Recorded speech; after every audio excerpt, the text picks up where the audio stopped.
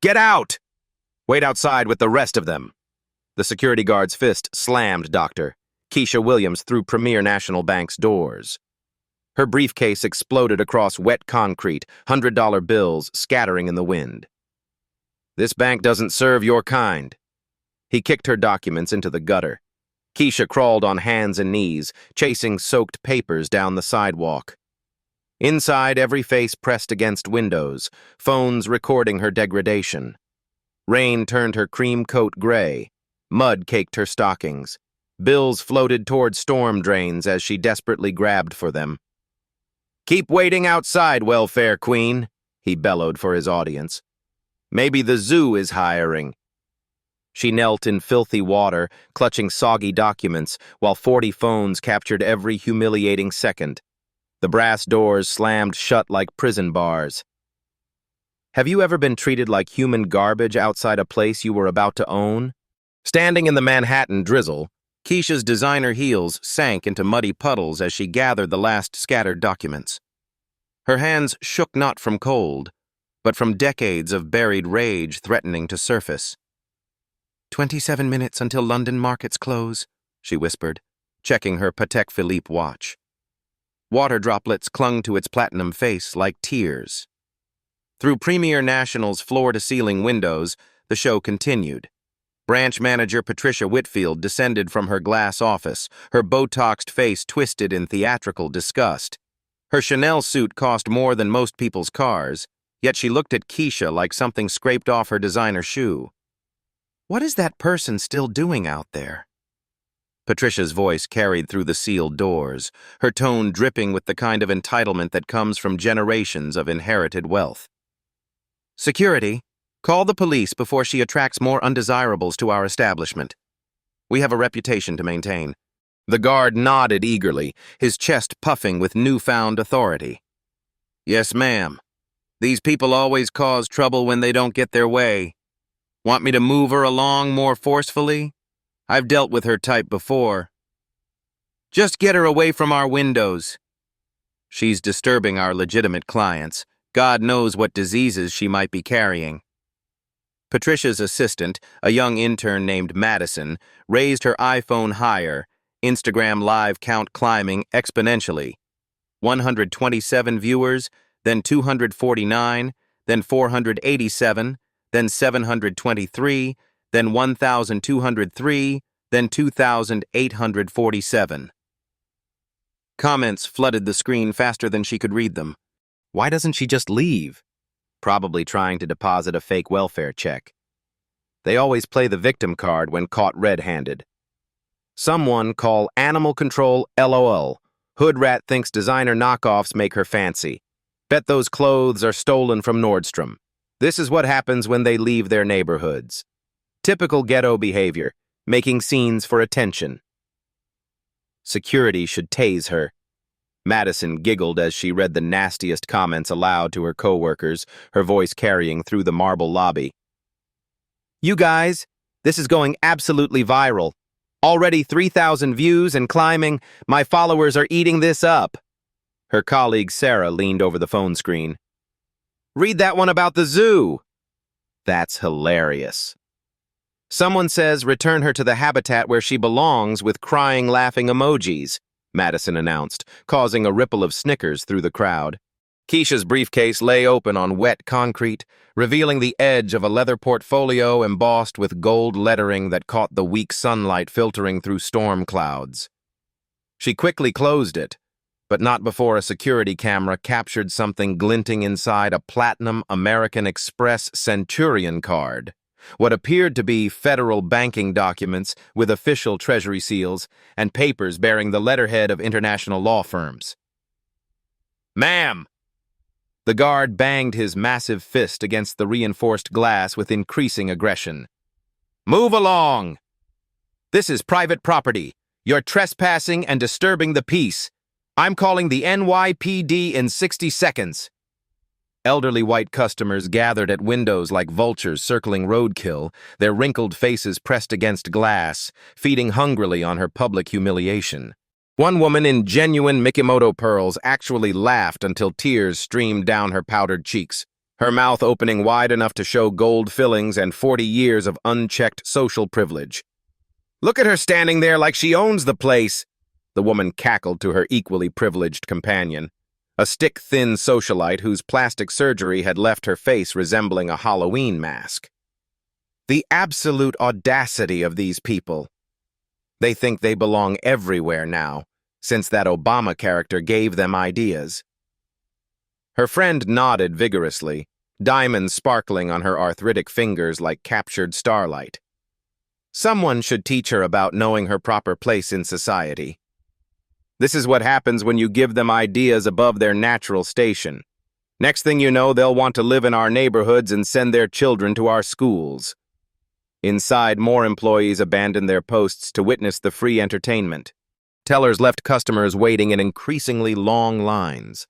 Investment advisors deserted multi-million-dollar clients to gawk at the spectacle outside their pristine windows. Even the elderly janitor stopped mopping marble floors to watch through the service window, shaking his gray head in moral disapproval. "She's probably mentally ill from drug abuse," Patricia announced loud enough for the entire lobby to hear, her voice echoing off the high ceilings. Crack addicts often have delusions of grandeur about having money or importance. Should we call an ambulance too, or just animal control to handle this situation properly? The crowd of onlookers laughed appreciatively at their manager's cruel wit. Someone started a slow clap that built into genuine applause. A few customers pulled out their own phones to join the filming frenzy. Keisha straightened her shoulders with quiet dignity, rain streaming down her face like baptismal water washing away the last vestiges of her patience. Her phone buzzed urgently, a text from her London acquisition team. "Standing by for $50 million wire transfer confirmation. Markets close in 26 minutes. Barclays, private banking ready to receive funds immediately." She typed back with remarkably steady fingers. "Slight delay due to racial discrimination. Proceed exactly as planned. 26 minutes left. Time to end this pathetic, racist charade forever." Keisha stepped toward the bank entrance, her soaked heels clicking against marble steps. The security guard immediately blocked her path, his massive frame filling the doorway like a human wall constructed of muscle and misplaced authority. "I told you to stay back." He pressed both palms against her shoulders, shoving her down the steps with enough force to send a smaller person sprawling. "Are you deaf or just stupid? Which one is it?" She stumbled but caught herself, briefcase clutched tight against her chest like armor. "I have every right to enter this bank during business hours." "Not dressed like that, you don't." Patricia's voice shrilled through the intercom system, her tone dripping with the kind of casual cruelty that comes from a lifetime of looking down on others. "Security, remove this vagrant immediately before she drives away our real customers with her ghetto behavior." The Instagram live count exploded exponentially, 3,247 viewers, then 5,891, then 8,203, then 12,456. Madison could barely contain her excitement as comments poured in faster than her phone could display them. Why won't she just leave? Getting aggressive now, typical thug behavior. Someone's about to catch these hands. Call the cops before she gets violent like they always do. Bet she's on crack or something worse. This is why we need better border control. Send her back to the zoo where she belongs. Hood rat thinks she's people. A second security guard emerged from inside, younger but equally eager to assert his newfound authority over someone he perceived as powerless. His uniform was crisp, his badge polished, his ego freshly inflated by the watching crowd. "Ma'am, you have exactly 60 seconds to vacate this private property or we're calling the NYPD for criminal trespassing, disturbing the peace, and public harassment," he announced with theatrical precision. 24 minutes, Keisha whispered, checking her Patek Philippe watch again. Rain dripped steadily from her hair onto the platinum timepiece, each drop a reminder of how they saw her. Inside, the crowd had tripled in size. Customers abandoned million-dollar transactions to witness the free entertainment. Someone had actually wheeled over a chair for the elderly woman in pearls, who now held court like a queen watching gladiators fight for her amusement. "She's probably casing the joint," declared a man in a three-piece suit worth more than most cars, his voice carrying the authority of someone who'd never been questioned. "Planning to rob us later with her gang friends from the projects." "I heard they do that all the time." His wife nodded knowingly, her diamonds catching the fluorescent light. "Send one inside to scope things out, then come back with guns and drugs and who knows what else." "It's a coordinated attack," added another voice from the crowd. "They're probably watching us right now from some crack house, planning their next move." Patricia emerged from behind the safety of reinforced glass doors, flanked by both guards like a general preparing for battle. Her voice carried the unquestioned authority of someone who'd never been denied anything in her privileged, sheltered life. "Listen very carefully," she began, speaking slowly and loudly as if addressing a mentally deficient child. "This is Premier National Bank. We serve serious investors, established business people, and respectable members of society. We don't serve welfare recipients, check cashers, food stamp users, or whatever you people do to survive on taxpayer money." The crowd inside pressed closer to the windows, phones recording every venomous word. Several had switched to live streaming on TikTok, Facebook, and Twitter, multiplying the audience exponentially. The hashtag bank drama was already trending in New York. "Furthermore," Patricia continued, warming to her theme, "your behavior is disruptive, inappropriate, and frankly criminal. You're trespassing on private property, harassing our legitimate customers, and creating a public disturbance." "Ma'am," the older guard interjected, his hand moving to the radio clipped to his belt, "we've been more than patient with your kind. You need to leave immediately or face arrest for multiple violations." Keisha's phone buzzed urgently against her hip. A text from Singapore Development Bank. "Dr. Williams, our markets are already factoring in your London acquisition announcement. Any delays will affect our $400 million partnership timeline. Barclays confirms readiness." She typed quickly with steady fingers. "Minor setback due to institutional racism. Acquisition proceeding exactly on schedule."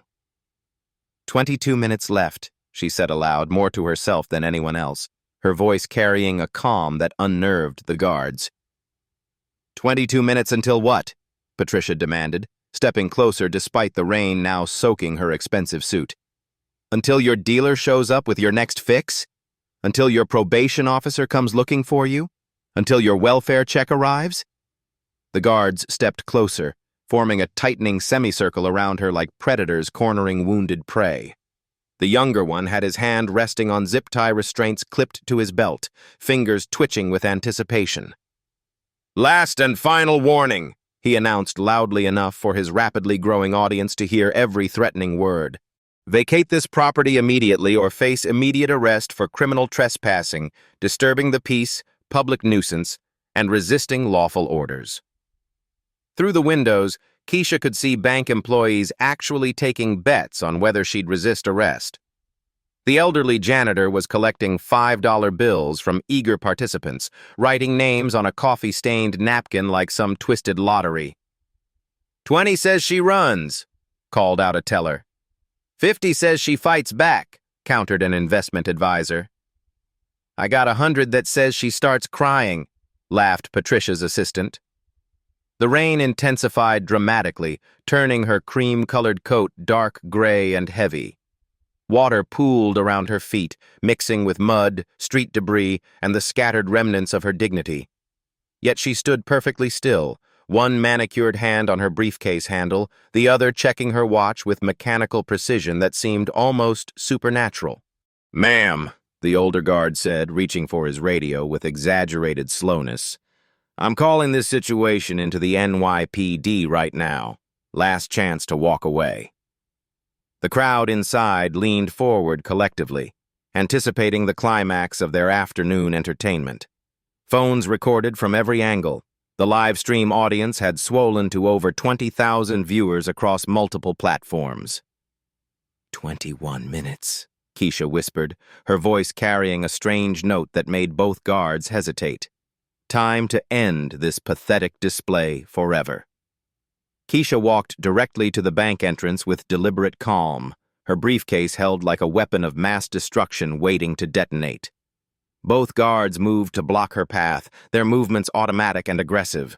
But something in her eyes, a cold fire that hadn't been there before, made them hesitate for the first time all afternoon. "I've stood in your reign long enough," she said quietly, her voice carrying a new authority that sliced through the chaos like a blade through silk. "Now we're going to conduct the business I actually came here for."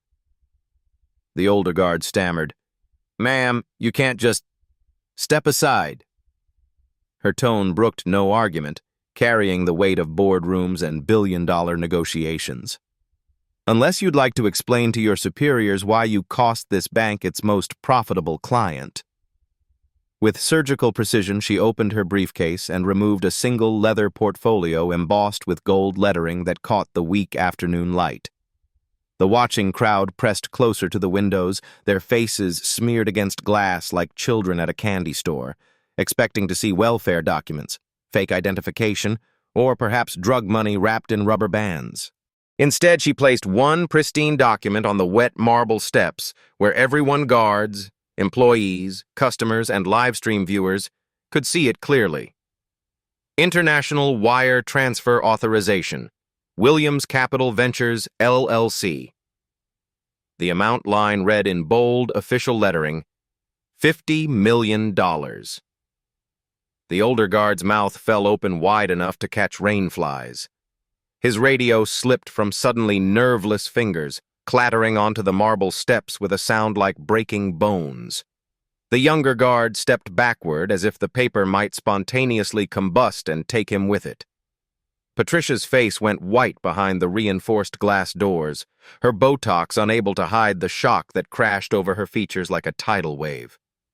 That can't possibly be real," she stammered, her voice no longer carrying its previous authority and condescension. "Beneficiary, Barclays Private Banking, London," Keisha read aloud, her voice carrying clearly through the sudden tomb-like silence that had fallen over the entire scene. "Reference number, Commercial Property Portfolio Acquisition, Marina Bay District. Account Verification Code, Ultra High Net Worth, Tier 1 Priority." Madison's iPhone shook violently in her hands as if experiencing an earthquake.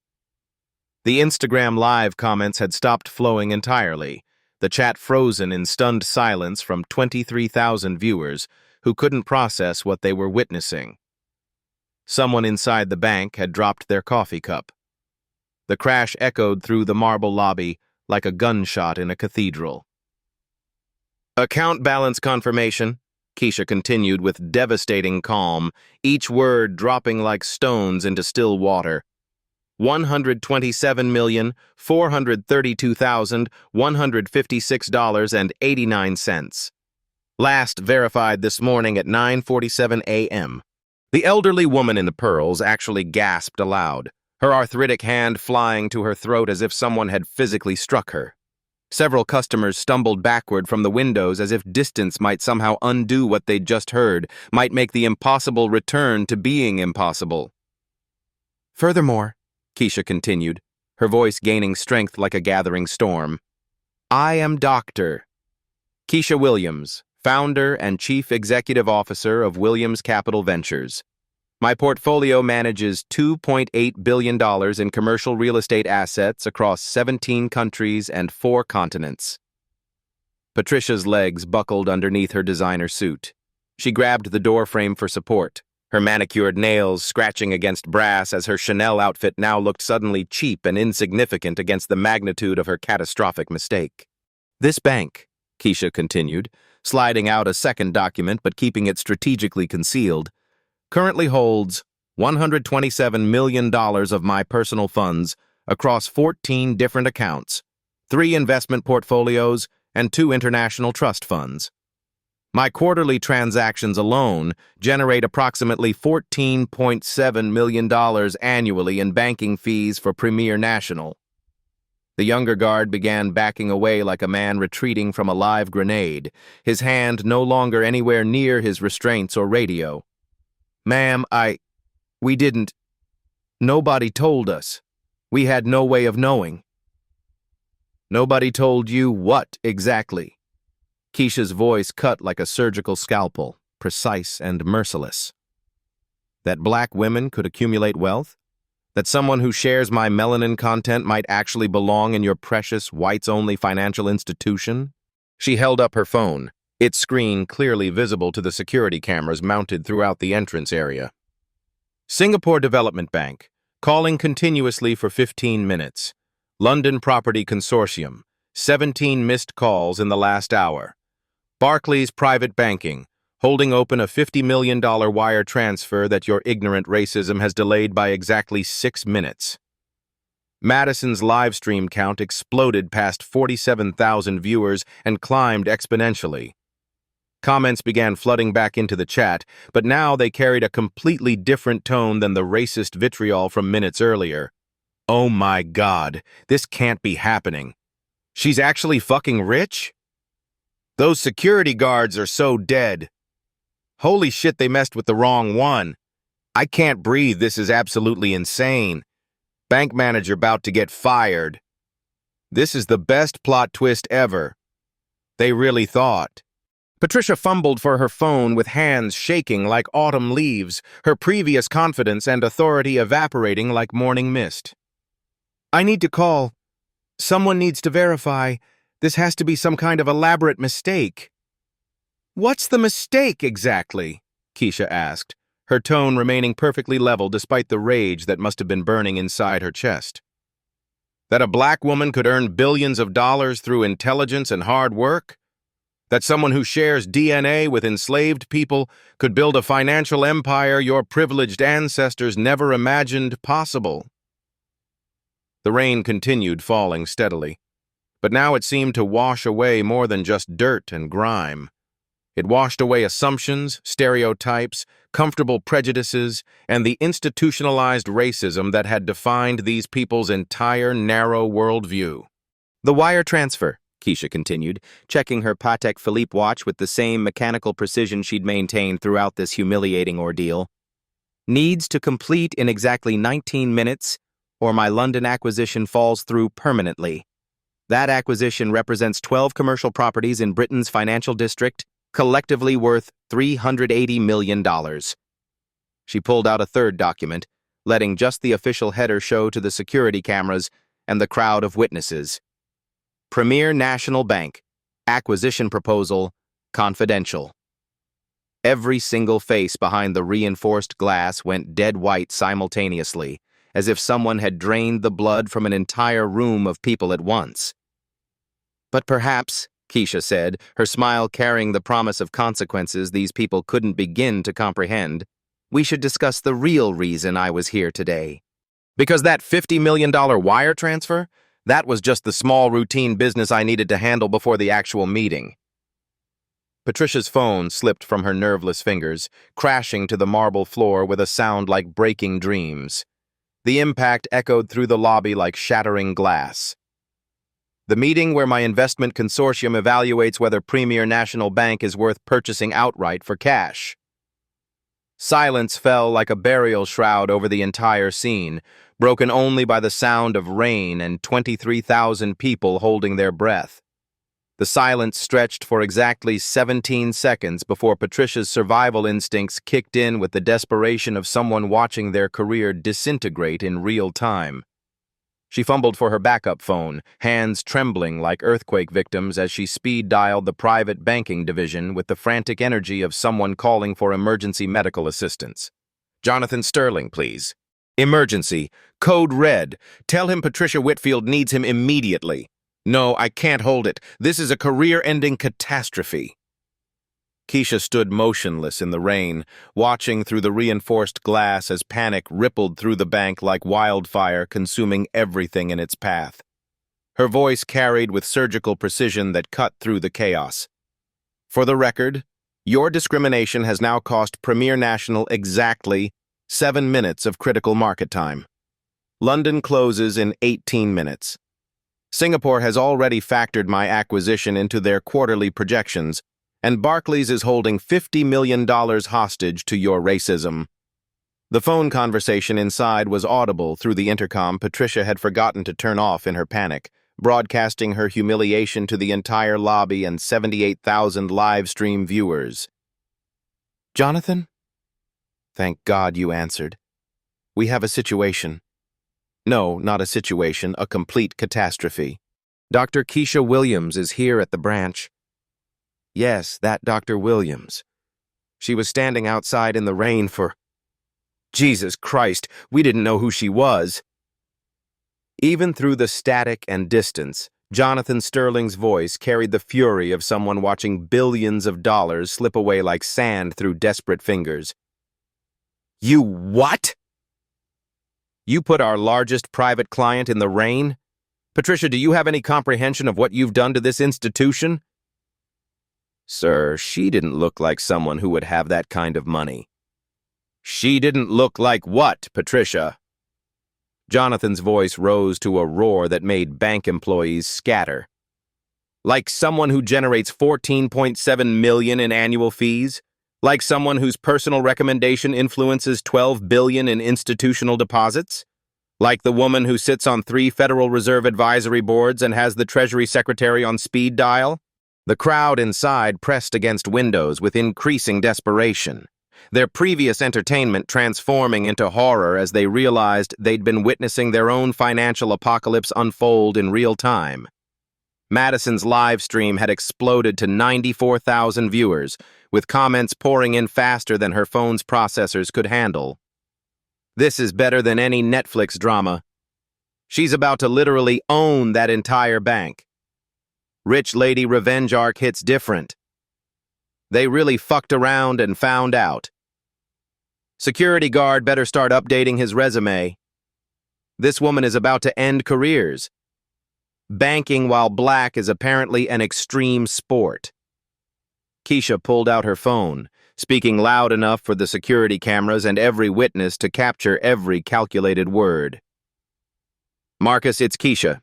Yes, I'm still at Premier National dealing with their racist welcome committee. Execute Protocol 7 immediately." Her assistant's voice was crisp and professional, carrying the efficiency of someone accustomed to handling billion-dollar emergencies. "Transferring the London funds to Goldman Sachs Private Wealth Management, ma'am. They're standing by with red carpet treatment." "Not yet, Marcus. Give them exactly 12 more minutes to demonstrate they understand the astronomical magnitude of their error. If they fail to satisfy me completely, initiate the full transfer protocol and notify our legal team to file federal discrimination charges." Patricia emerged from the bank like a condemned prisoner walking to execution, flanked by both security guards who now looked like they were escorting their own professional death warrant. Her voice carried the desperation of someone trying to claw back from an abyss that was already swallowing her whole. "Dr. Williams, I sincerely and deeply apologize for this unprecedented misunderstanding. We had absolutely no idea who you were, and our staff made terribly regrettable assumptions based on external factors and unfortunate stereotypes." "External factors?" Keisha's eyebrow arched with lethal precision that could cut diamond. "You mean my skin color, Patricia. Say it clearly and honestly. Your staff saw a black woman and immediately assumed criminality, poverty, fraud, and worthlessness. That's not a misunderstanding, that's institutional racism with a 7-figure price tag attached." A sleek black Mercedes S-Class screeched to a halt at the curb, tires smoking against wet asphalt like something from an action movie. Jonathan Sterling burst out before the car fully stopped, his $4,000 Armani suit worth more than most people's yearly salaries. At 62, he commanded respect through 3 decades of high-stakes international banking, but now he looked like a man facing professional execution by firing squad. "Dr. Williams." His voice carried the reverence typically reserved for heads of state or religious figures. "I cannot begin to express my absolute horror at what transpired here today. This behavior represents everything Premier National claims to oppose and contradicts our stated corporate values." "Does it really, Jonathan?" Keisha's voice remained deadly calm, each word precisely placed like chess pieces in a game she was dominating. Because your branch manager just told 94,000 live stream viewers that this bank doesn't serve my kind. Your security guards physically assaulted me based purely on racial assumptions and stereotypes. Your employees took actual monetary bets on my arrest while I stood in the rain being humiliated. Jonathan's face went ashen, the color draining from his features like someone had opened a valve. Patricia, please tell me you didn't actually say those exact words on camera. Every single word is recorded in high definition, Keisha interrupted with devastating finality, holding up her phone like evidence in a murder trial. Multiple angles, multiple platforms, multiple witnesses from 17 different countries. The hashtag number sign banking while black is currently trending in 23 nations and climbing. She opened her briefcase wider, revealing the full scope of her documentation like a lawyer presenting a closing argument. Wire transfer authorization for $50 million to London. Acquisition proposal for Premier National's controlling stock portfolio, $647 million in cash. And this... She pulled out a third document with theatrical precision.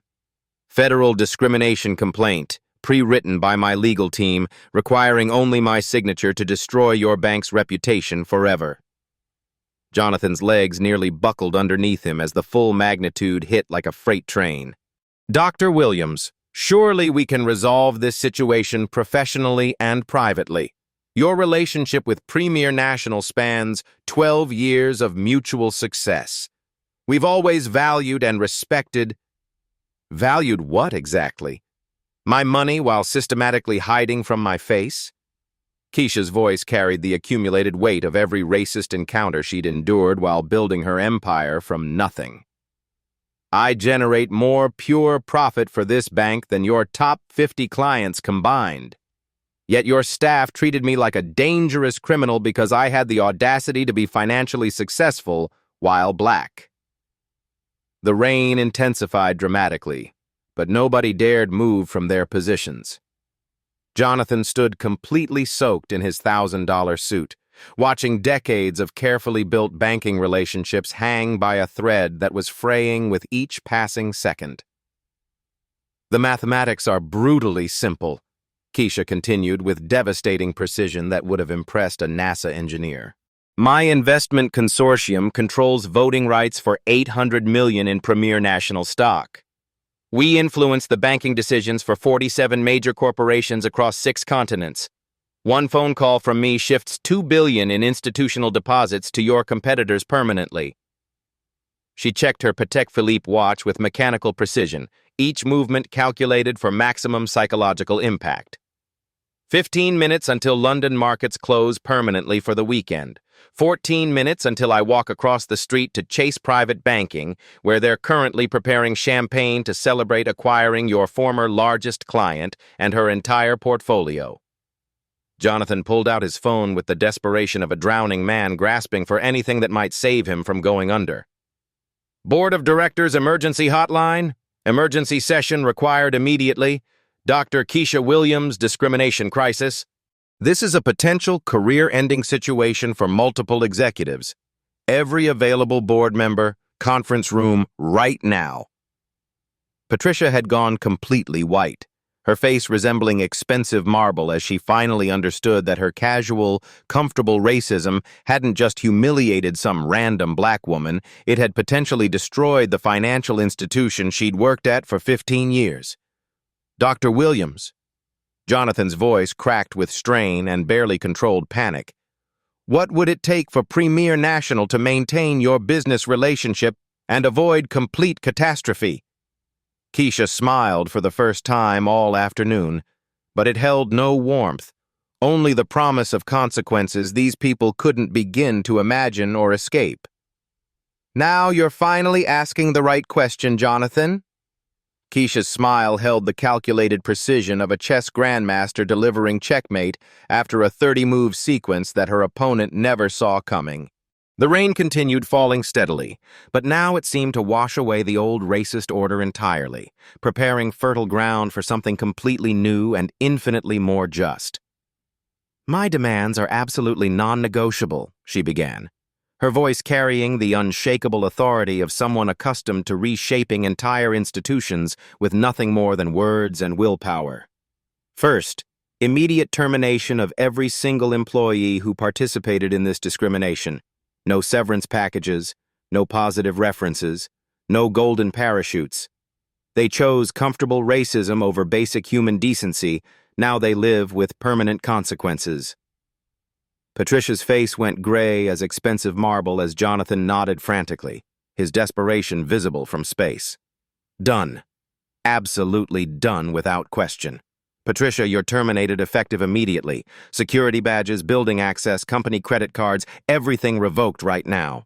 Wait, you can't just destroy my career like this, Patricia began, her voice cracking with the realization that 15 years of employment were evaporating in real time. Actually, I can and I will. Jonathan cut her off with the finality of a judge pronouncing the sentence. Discrimination violates federal law, state regulations, and our employment contracts. Dr. Williams could sue us into complete bankruptcy. And frankly, you've earned every bit of what's coming to you. The security guards who had physically shoved Keisha around now stood frozen like statues, understanding their careers had just evaporated along with their pensions and benefits. The younger one actually started crying, tears mixing with rain on his face, which only made Keisha's expression grow harder and more unforgiving. Second demand, she continued with mechanical precision. This bank will implement the most comprehensive anti-discrimination program in financial services history. Every employee, from janitors to board members, will complete 80 hours of bias training designed exclusively by black educators, not white consultants who profit from teaching comfortable lies about diversity. Jonathan pulled out his phone, already typing frantic notes while trying to keep up with her demands. Whatever you specify, cost is completely irrelevant. We'll hire whoever you recommend. Third, Premier National will donate $5 million immediately to the National Association for the Advancement of Colored People's Legal Defense Fund. Not as charity to make yourselves feel better, as reparations for the systematic racism you've allowed to flourish unchecked in your institution for decades. The crowd inside pressed against windows like spectators at a historical event, watching their racist colleagues get terminated while live stream comments exploded with approval from 147,000 viewers worldwide. Drag them, queen.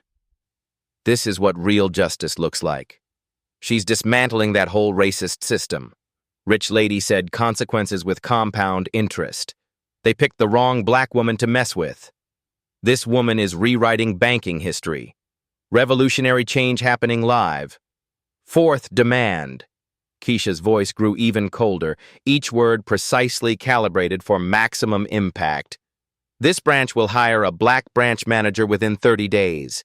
Someone with actual authority to prevent future incidents, not a token position with no real power designed to check diversity boxes.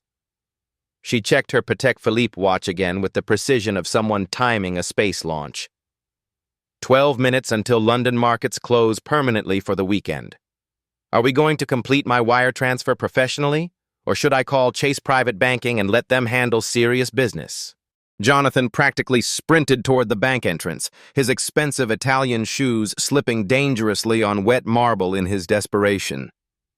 Dr. Williams, please, right this way immediately. VIP Presidential Suite.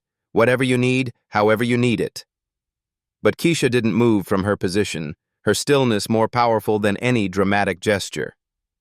I'm not finished with my requirements, Jonathan. Fifth demand. Premier National will publish full-page advertisements in the Wall Street Journal, New York Times, Washington Post, and Financial Times acknowledging this incident and your commitment to change.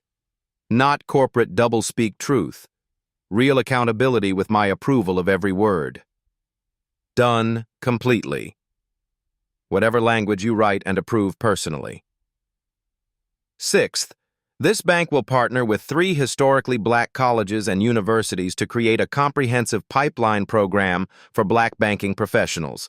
Full 4-year scholarships, paid summer internships, guaranteed job placement upon graduation. You've systematically excluded us long enough. Madison's live stream had reached 147,000 viewers and climbed exponentially, becoming the most watched banking drama in social media history. Comments poured in from around the globe in multiple languages. She's rewriting how banks treat black people forever. This woman is changing the entire industry. Revolutionary justice happening in real time.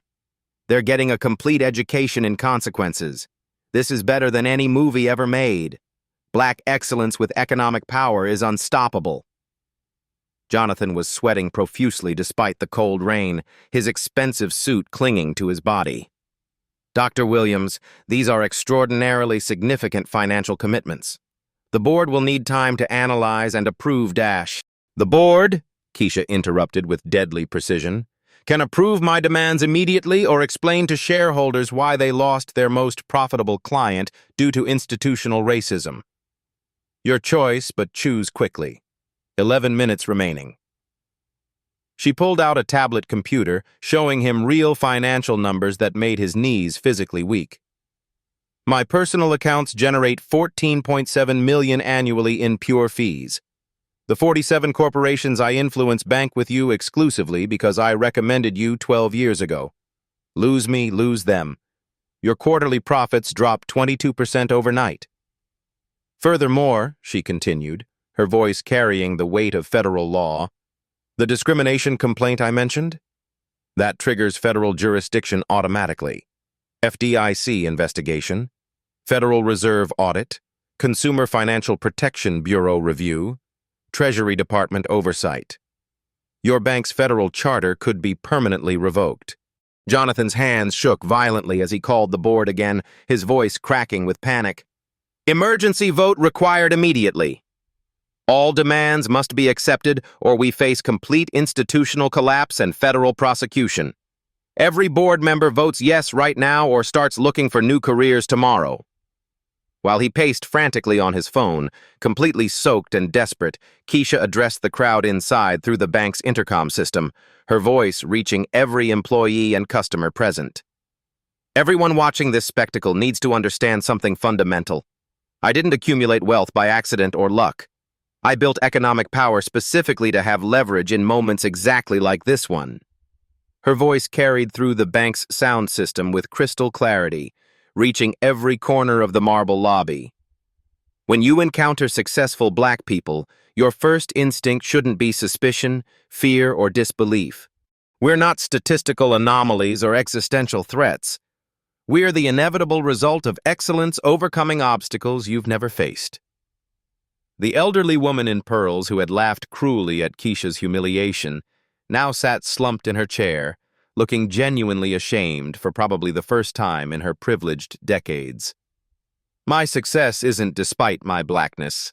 It's because of my determination to prove that black excellence can't be contained, limited, or destroyed by white expectations or institutional racism. Jonathan returned from his phone call, his face flushed with relief and complete exhaustion. The board voted unanimously without dissent. Every single demand was accepted in full. $5 million to Endo-ACP transferred today. Comprehensive training programs start Monday morning. Black branch manager hired within 30 days maximum. Wall Street Journal advertisement runs tomorrow with your approval. And? Keisha raised an eyebrow, knowing there was more. And personal written apology letters from every board member delivered to your office. Plus, we're naming the new scholarship program after you, the Williams Excellence Initiative for Black Banking Professionals. Additionally, Jonathan continued, his voice gaining strength as he realized salvation was possible, we're implementing monthly bias audits conducted by external black consultants, creating an anonymous reporting system for discrimination, and establishing a zero-tolerance policy with automatic termination for racist behavior.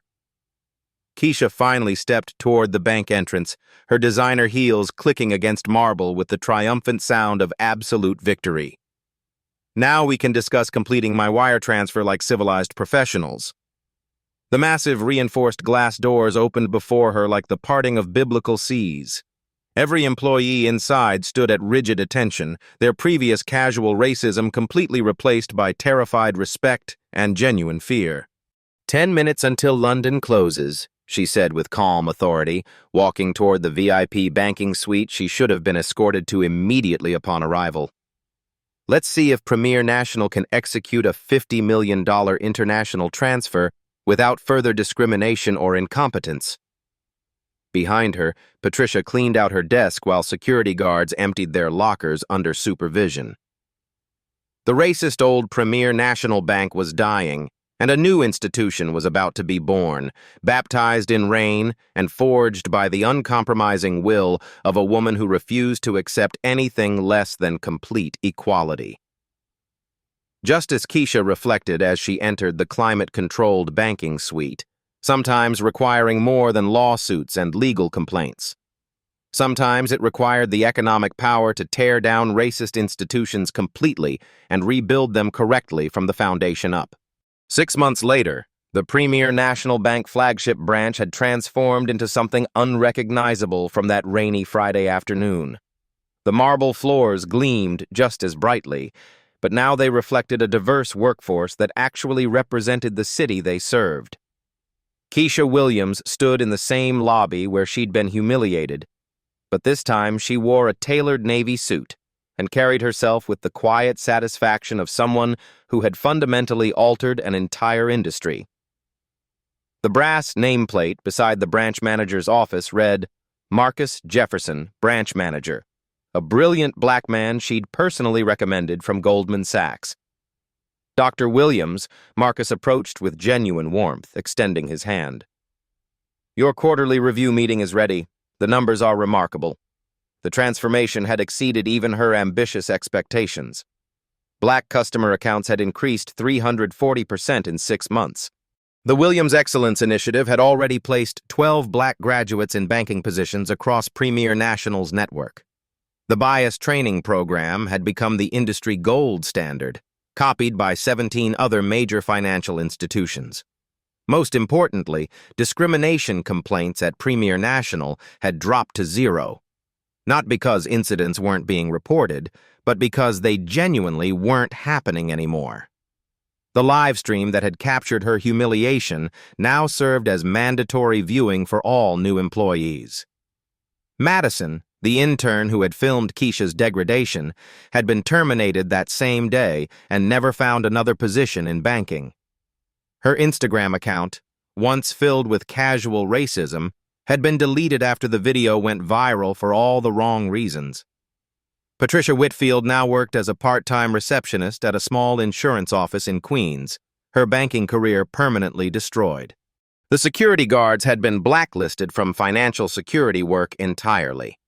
Their casual racism had cost them not just jobs, but entire career paths. Jonathan Sterling had survived professionally, but barely. The board had kept him as a cautionary tale, a daily reminder of what happened when discrimination was tolerated. He'd personally overseen every aspect of the bank's transformation, understanding that his professional life depended on Keisha's continued satisfaction. The London acquisition she'd been trying to complete that day had succeeded spectacularly. Her $50 million wire transfer had secured 12 commercial properties worth $380 million. The Singapore partnership had flourished, generating additional billions in international business for both her firm and Premier National. But the real victory wasn't financial, it was systemic. The Federal Reserve had used Keisha's case as a template for new banking regulations. The Consumer Financial Protection Bureau had implemented mandatory bias reporting for all financial institutions. 3 states had passed laws requiring discrimination training for banking employees.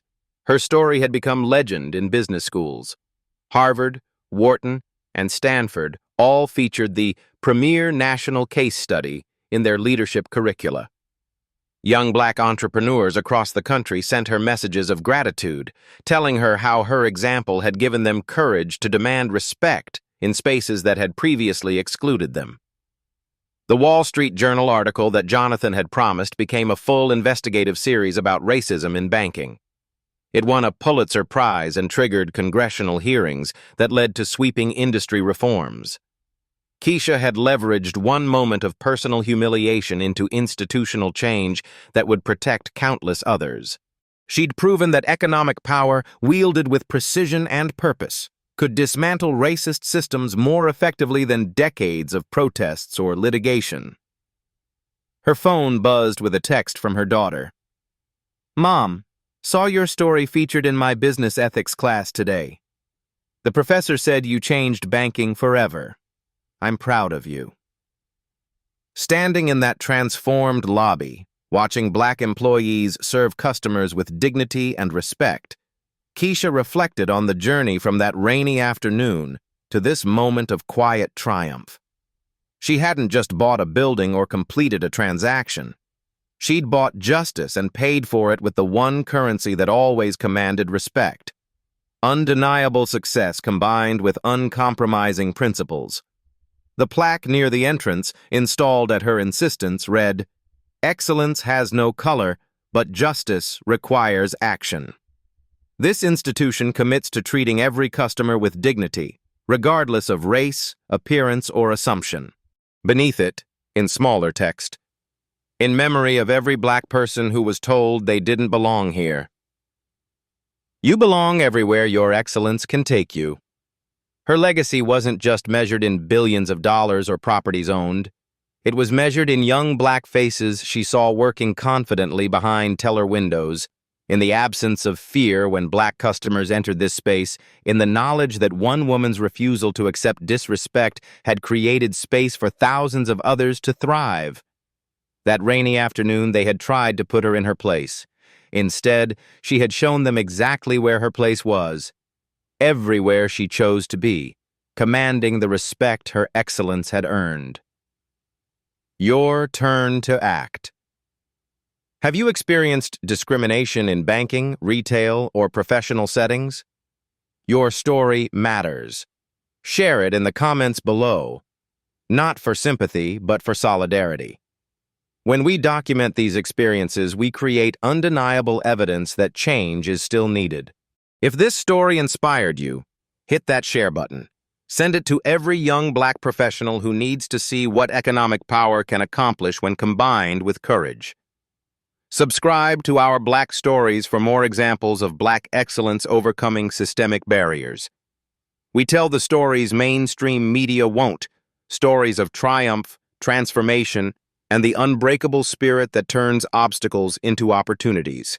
Remember, they may try to put you outside in the rain, but when you walk back through those doors as the owner, make sure the weather changes for everyone who comes after you. Your excellence is your rebellion. Your success is your revenge. Your presence in every space is your victory.